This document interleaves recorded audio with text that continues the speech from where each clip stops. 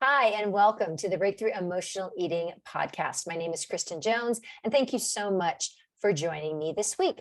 So, this is the third part in a three-part series that I've been doing for the last few weeks. And basically, I've kind of made some changes in my large Facebook group. I now have created a welcome guide that guides people through how to get started in the group and a little bit of background information about how the group works, and then kind of just some very clear directions on what people can start doing right away to start addressing their emotional eating, as well as the steps that an emotional eater needs to lose weight. So I created this guide, and I realized that there were still a lot of questions more about the emotional eating side of it. And, I think I feel pretty confident in the fact that anybody who comes to my group, and oh, by the way, if you are listening to this podcast and you're like, group, what group is that? That would be the Breakthrough Emotional Eating community on Facebook, www.facebook.com/groups/food breakthrough. And absolutely come and join the group. There's a whole lot of people in there, and people have all identified themselves as emotional eaters, and they are looking for strategies and tips and guidelines and just things that they can do to help address their emotional eating. But one of the things that I have always kind of struggled with communicating to people is that emotional eating is not about food. So there's no reason to talk about a diet or to talk about, about the foods that people are eating, because emotional eating isn't really about food. And so it's more important to talk about the emotions and the emotions behind why you're eating. And that is something that when it comes to weight loss, it's not something that very many coaches, very many personal trainers, very few personal trainers know anything about emotional eating. And I'm going to say probably, 90 to 95% of the population at some point in their lives have emotionally eaten. Whether or not it's an issue for them, it's a totally different story. But when it comes to, either being happy in eating or being sad in eating, probably most everyone has done it at one point or so in their lives. Doesn't necessarily mean it's a problem for them, but it's important to recognize that when we identify something and we see that there's an issue for us, we need to have the correct instructions, the correct guidelines of what you need to start looking at and what you need to start addressing. And most of the time, most people believe that if they believe they're emotional eaters, they feel like, well, if I could just lose weight, then my emotional eating would go away. And I will tell you that that was what I believed. I believed that if I knew there was a problem, I knew there was something wrong with the way I thought, the way I interacted with food, the control and the control and the lack of control that I had over food in my life, and how much I so wanted to control it. And food absolutely just dragged me around on a leash. And I always thought, if I just lost enough weight, if I could just get how many more pounds thinner, if I could just lose more weight, then all of a sudden, all of my emotional problems would be behind me, and I wouldn't have any emotional eating issues, and I'd be able to eat like a normal person. And that could not be farther from the truth. And so there's so much of a connection between, most of the time emotional eating does lead to weight gain. And so there's a need for emotional eaters to deal with their emotional eating, but there's also a need to lose weight. And sometimes those things are like oil and water. Losing weight and emotional eating, they just don't mix. And so I really feel like what I teach people and how I coach people really does help address both of those things simultaneously. And so I felt like it was really important to do this series in the podcast, as well as I always go live. This is being recorded and videotaped live in my group. Because I just feel like so many people come in and they know they want to lose weight, but they also know they have an emotional eating issue, and they don't know how to address those two things and have it work. So that's what we're going to talk about today. Is we've talked about the emotional side, we've talked about the emotions. Last week we talked about the brain and the thinking piece, and the thinking piece that then leads to the emotions, that then leads to the eating, and then that leads to the weight gain. We're going to talk about, well, now how do you put all this information together, and then what do you do with it? And so, and how do you make this how do you make this something that is actually going to work for you, and that it's going to actually get you results that you want? So not only do you feel better and maybe you lose a couple pounds, but also you feel more in control of your own life and the direction that your life is going in. So that's what we're going to talk about today. So to recap, we had two previous recordings. The first one was on emotions, and the point that I really tried to stress in the emotions series, or the emotion podcast, was that we have to know where emotions come from. And emotions, when we feel happy or sad or whatever it is that we feel, it is not because of something that someone else did for us or someone else did to us. We don't feel things because of things that happen outside of us. We feel things because of what we think. So something can happen outside of us, and we can have a thought about it, and that's going to make us feel a certain way. So somebody could say something, and there could be, and it could be a friend, it could be a stranger, whatever. But in certain situations and in certain times in your life, there may be one time where you're like, it's not that big of a deal. It doesn't really bother me at all, because maybe you have a whole lot of other things that you've got working right now, and that just seems like the least of your worries. So you're just like, whatever. Then there's other times where you're like, oh my God, that was so offensive, and you just get so upset. Neither one of those responses is incorrect.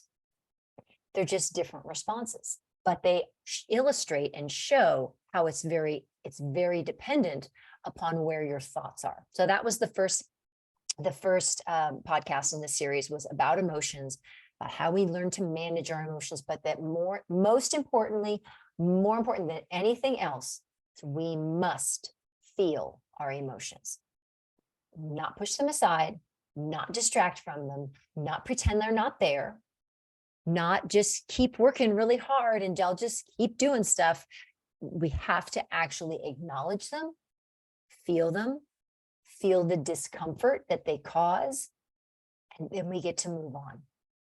And that is probably one of the single hardest things to do, is to be able to be okay with being uncomfortable, because that's that 50%. That's the 50%. Of 50% of life is going to be positive, and 50% is going to be negative. And you have to be okay with the negative just as much as you're really okay with the positive. You have to be okay with both, and you have to learn how to deal with both. And again, all of these concepts we go into at a much greater and deeper level within the membership group. But we definitely talk about these things in the big group. But I really feel like it was really necessary for everyone to get a real good, strong basis of knowledge. So we talked about first the emotions. So the second podcast was on your brain, and how your brain creates the thoughts that then result in your feelings. And that's really important to know, that feelings don't come from what other people do. They come from what our thoughts are. And those thoughts are generated in our brain. And sometimes our brain is not our best friend. It doesn't have our best interest. It always has our best interest in mind for survival, but for thriving in life and getting along with people, it might not be the top priority for your brain. So understanding how your brain works is really, really valuable, because then you can become empowered to make the best decisions for yourself that will allow you to be able to then, take whatever information you have make a decision about how you want to feel about it, and then dictate how you feel moving through your life. That's incredibly powerful. Too often we give our power away to other people, and that is that nobody gets to have our power. We need to take our power back and make sure that we are in control of whatever it is that we're feeling. And when we want to feel a certain way, we can choose to think a certain way, but we don't ignore our feelings.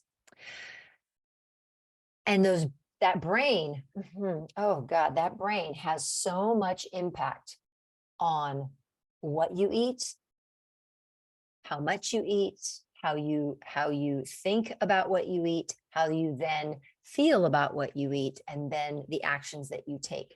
So just to recap, remember, we have the T cycle, which is thoughts, emotions, and actions. So we start with a thought. It always starts with a thought. The thought leads and causes our feelings. Whatever you're thinking is causing your feelings. I know sometimes we want to blame it on other people. Oh, it is not other people's fault. It's our thinking about whatever that person said. It's our thinking about it. Excuse me.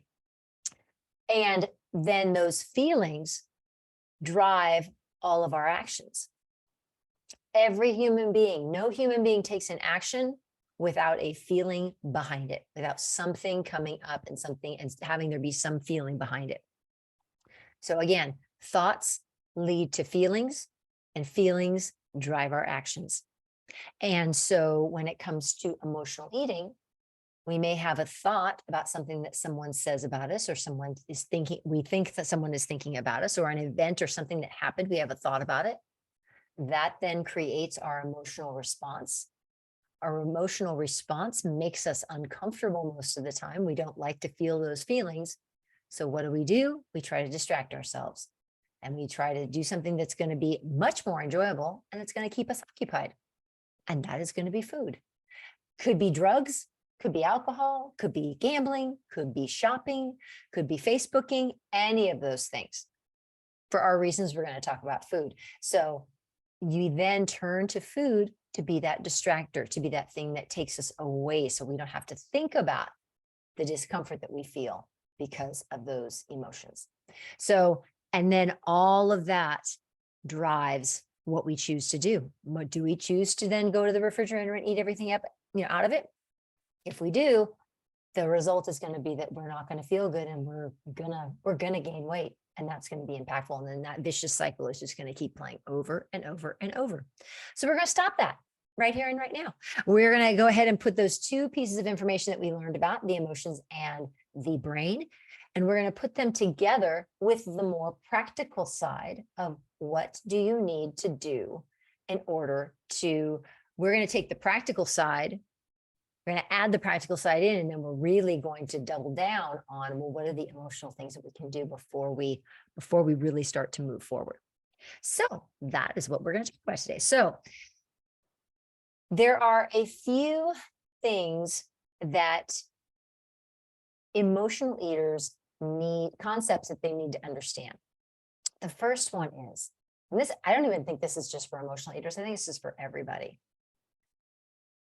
We all need to do a better job of honoring our thoughts, honoring what we say we're going to do. When we say we're going to do things, we need to start following through on that for a variety of reasons. One, because we could let other people down in our lives. But secondly, if you're not following through for yourself on what you say you're going to do, you are also letting your brain down, because your brain trusts you that you're going to, when you say you're going to do something, you're going to follow through on it. When you stop doing that, your brain loses faith in you. And so it will decide that it's going to be in charge. It's going to take over, and it's going to do whatever it wants to do. We have to remember that piece of integrity that we need to start establishing for ourselves, that we need to do. We need to say what we're going to do, and do what we say we're going to do. So when it comes to that first practical piece of leading towards weight loss, is your brain needs direction. Your brain needs to be told what it's going to do, or else it will kind of run rampant and do everything it's always done. And the other piece, super important to know, your brain doesn't want you to change. So you're already fighting against somebody who doesn't want you to change. And then you're trying to change everything because you want to get healthy. You want to feel better about yourself. You want to be in control of your food and you want to lose weight. Your brain is going to fight you on that every step of the way. Now, is your brain just being, in my family, we call it a pootie. Is your brain just being a pootie? No, it's not. It's actually trying to protect you because it wants everything in status quo. It wants everything to be exactly the way it's always been.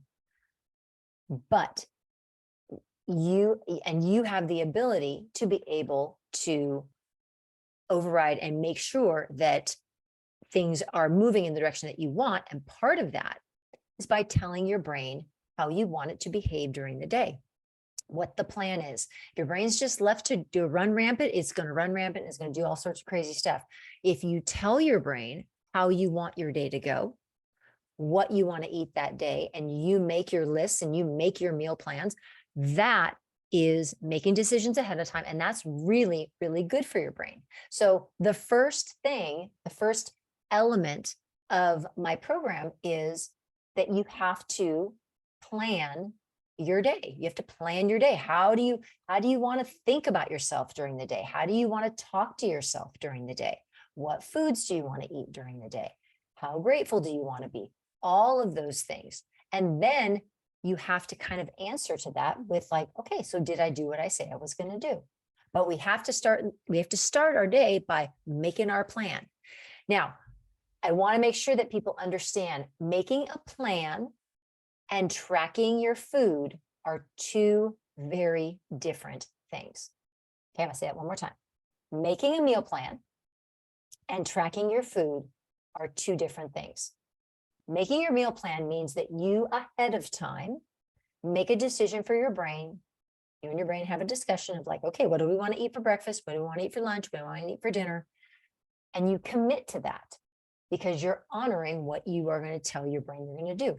You commit to that, and that becomes your first step. That's that first step of gaining trust back with your brain. And your brain has direction, so it knows what it's supposed to do. That's your first step, is making that plan. What are we going to have? What are we going to have to eat today? And then actually trying to follow through on it. Because again, you want to prove to your brain that when you say you're going to do something, you're going to follow through on it.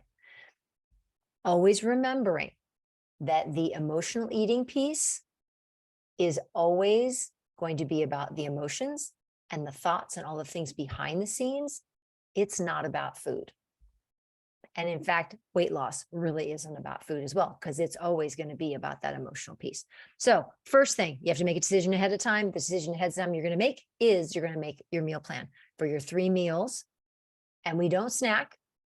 So it's 3 meals, no snacking. We're not going to go into that for right now, but that's kind of your first step to take.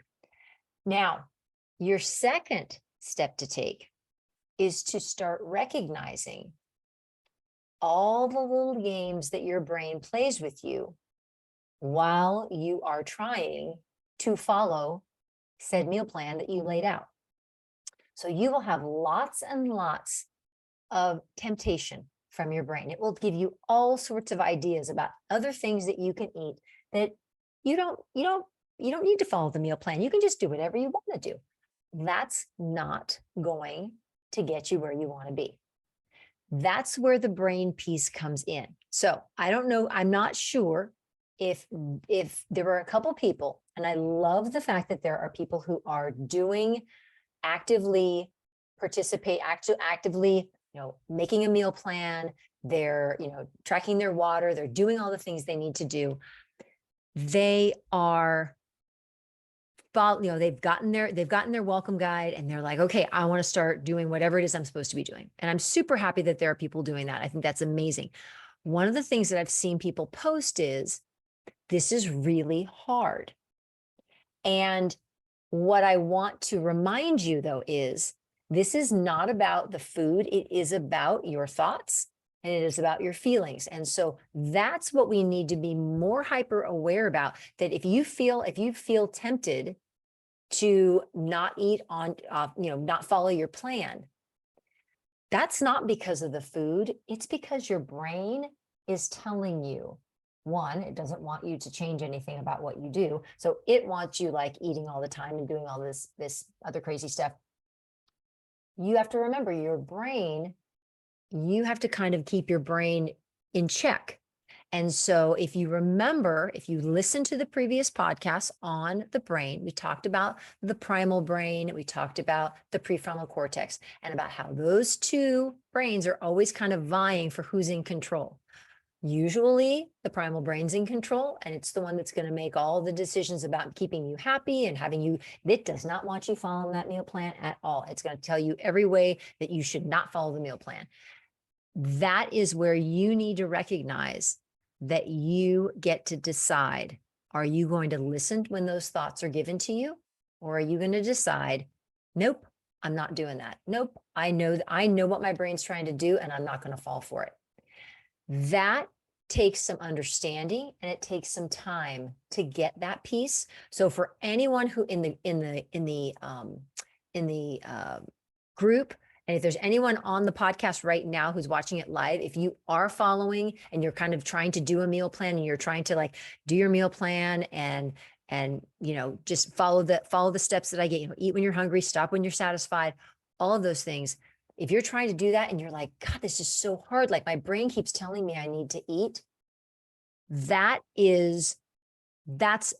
what I want people to get, that this is about all the things your brain has been telling you over and over and over for so many years. That's why you've been able to go on a diet, just knuckle down and lose weight, but all those thoughts never go away. And they're going to come back, and they're going to tell you that it's okay for you to go back to the way you used to eat. And it's okay for you to have that little piece of cake, or have this, or have that, or have the extra, and have the stuff in between your meals. It's going to tell you that. And it's, if we don't work on those thoughts and those emotions and how they then drive you to want to do the things that are not in your best interest, to keep that weight off or to even lose it in the first place, if we don't address that at a deeper level, it's just this endless cycle that just keeps going over and over and over. So most people who come into my group are usually there because they recognize that there's something different about how they go about either losing weight, or they lose weight, but then they can't keep it off. And it's like, they know that there's some mental component that's going on. They usually don't know what it is, but they know that there's some mental component that's happening. And usually they think there's something wrong with them. And I'm going to tell you all, there is nothing wrong with anyone. Your brain is just trying to keep you exactly the way you have always been. It's used to the thoughts that you have. It's used to the things that you say about yourself. It's used to the way that you eat, and it doesn't want things to change. You don't have to stay the same. You get to change, but you have to know how to go about doing it in order for your brain to actually, like, it's not going to acquiesce. It's just, you get to decide that you get to control your brain. And so that's where this is very, very different. I think it's super important that anyone listening to the podcast, anyone who's in my group, this is not a diet. And I'm very clear on that, especially on my new welcome guide says, this is not, we don't diet, because we don't. Dieting perpetuates this problem. It doesn't solve the problem. What I try to teach you is you have to start looking at your thoughts, how your brain works, the emotions behind why you eat when you are not hungry, why you try to avoid emotion, why you want the quick fix to stop the feelings that make you uncomfortable, and then kind of settle in with the feelings that do make you feel comfortable. And usually those feelings are associated with food. That's what we have to start changing. We have to start changing that from a very, very deep level. And it doesn't happen overnight. I'm so sorry to say that, but it doesn't happen overnight. And it really is something, it absolutely can happen, but it definitely takes work. So I try to be very, very straightforward with people. There is no quick fix. This is not a quick fix. And any program that tells you that it is, that like, oh, stick with us for a month or 2 or 6 weeks and do this diet, and all of a sudden your thinking is going to change. No, your thinking is not going to change. And I'm going to be honest and tell you that most people who are coaching people on dieting are not. They're not even talking about the brain. They'll talk about mindset a little bit, but not much. And so really, I really want, my main objective for doing this is to really let people know we've got to start looking at, how am I thinking? What are the things what are the thoughts that are going through my head? Not only about food, not only about my eating, but about me, like myself. How am I thinking about myself? Because that has a huge impact on how we feel, and how we feel always drives our actions. If we don't feel good, which we know 50% of the time, we're not going to feel super fabulous because life is 50-50. But how do we learn how to roll with that and be okay with the times that we don't feel comfortable? That is the big, that's really what I teach, is how do you get comfortable with being uncomfortable? How do you get, because and this is one of the things that I'm very much working on right now for myself personally, is I now want to invite discomfort, because I know when I'm uncomfortable, that means I'm growing and changing. And so if I invite anyone to kind of take on that attitude of like, no, I want to be uncomfortable, because when I'm uncomfortable, that means I'm changing. That means that I'm learning how to deal with it, and I'm not running away, and I'm not using food, and I'm not using distractions to keep me away from this, to keep me away from those feelings. That's when you really start to make changes. And I was just talking to someone earlier today, and she was telling me about a documentary that she had been watching, and it was about people who had sustained weight loss. I mean, who had lost like over 100 pounds, and they had kept it off for 20, 30 years. And one of the women on the documentary said, the thing you're always working towards, and this is 100% true, the thing you're always working towards is for food to just be food, and it just be a very small part of your life. Not the only. It can be enjoyable. Absolutely, it can be enjoyable. I love food. It can be totally enjoyable, but it's not the only enjoyment, and it's not the only thing that makes you happy in your life. That's what we all want to get to, is when can food just be food and not be the center of our lives? And it is absolutely possible, and is totally attainable. But it takes time, takes consistency, and it takes patience. Those are the 3 main ingredients to get you there. So again, all these things kind of come together, and they all come together in one. So back to what you need to do. Make a meal plan every morning. What am I going to eat? Breakfast, lunch, and dinner. And try your best to follow it. Are you going to get it perfect every time? Heck no. You're going to do the best you can, though. You're going to honor yourself, and you're going to do the best you can. If you think, oh gosh, I never know what I want to eat, put a couple of options. You don't eat all of them. You just put a couple of options. That's the first thing. The second thing is you make your meal plan, breakfast, lunch, dinner. What if you get to lunch and you're not really that hungry? I'm going to tell you the thing that I think is the most obvious and awesome answer is you don't eat. If you're not hungry, you don't eat. We only eat when we're hungry. Straight up, only eat when you're hungry. And that means physically hungry. You only eat when you're hungry. And then the last thing is you stop when you're satisfied. Now that is a totally loaded, and it takes a lot to definitely learn how to eat to satisfied. And that's where a lot more of the brain and the emotion piece comes in. But just stopping when you're satisfied. And for many of us, forever, I didn't know what satisfied meant, because I had only eaten until I was super full. I only ate until I was uncomfortable, like sweatpants need to be put on uncomfortable. You can learn what it feels like, what it looks like, how you want to feel when you get too comfortable. That's where true maintenance of weight loss happens, when we can recognize and we can actually on a regular basis eat to being satisfied, not being stuffed, ate to being satisfied, and then walking away and getting back to our lives, back to what we do, because food is no longer the center of our lives. And that's what we work on. That's what we work on all the time. Does it happen right away? No. Does it take time, and does it take commitment and take patience? Yes. Consistency and patience. Yes, absolutely it does. And that's what I put out for the group. And that's what I want people to be able to start working towards, is those pieces, is making sure you have those pieces put in place.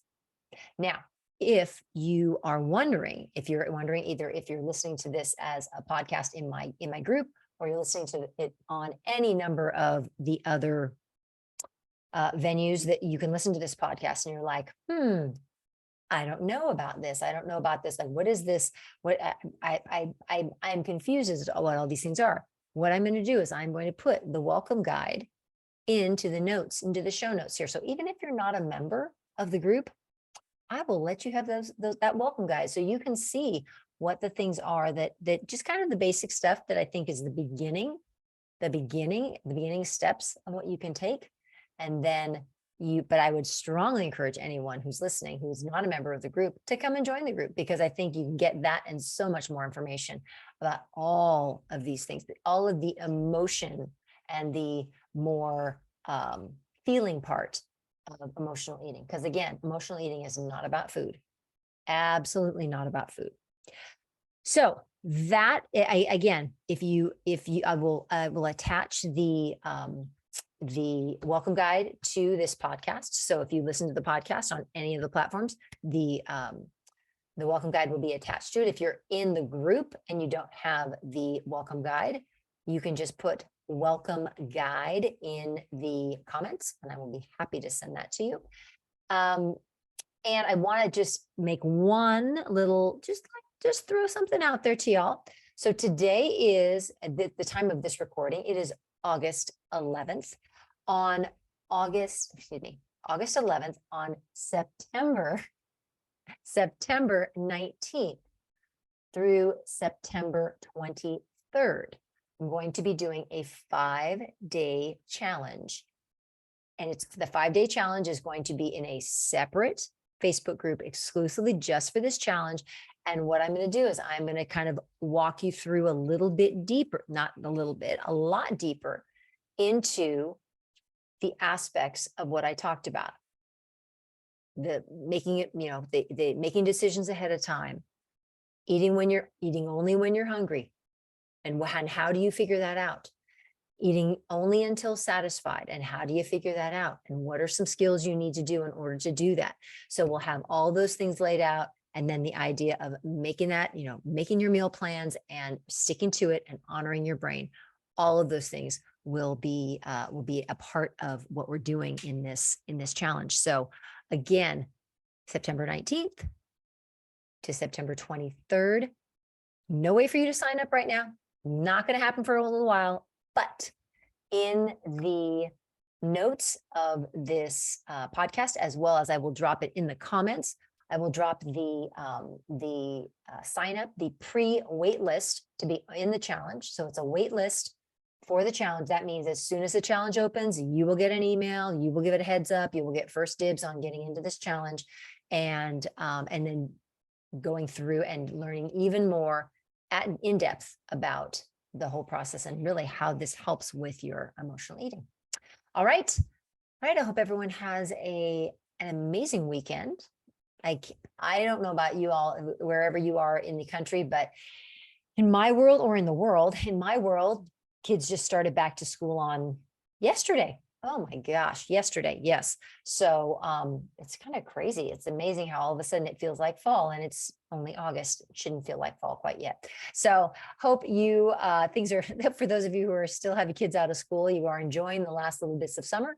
And again, if you are listening to this on the podcast and you are not a member of the group, please go ahead and go to www.facebook.com/groups/food breakthrough and join the group.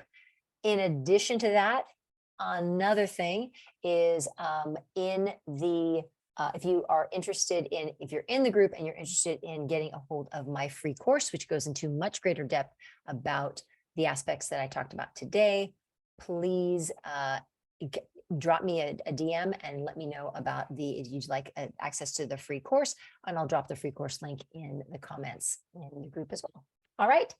Take care, everybody. Have a wonderful rest of your Thursday, whatever day you are that's listening to this. And we will see you all next week. All right. Take care.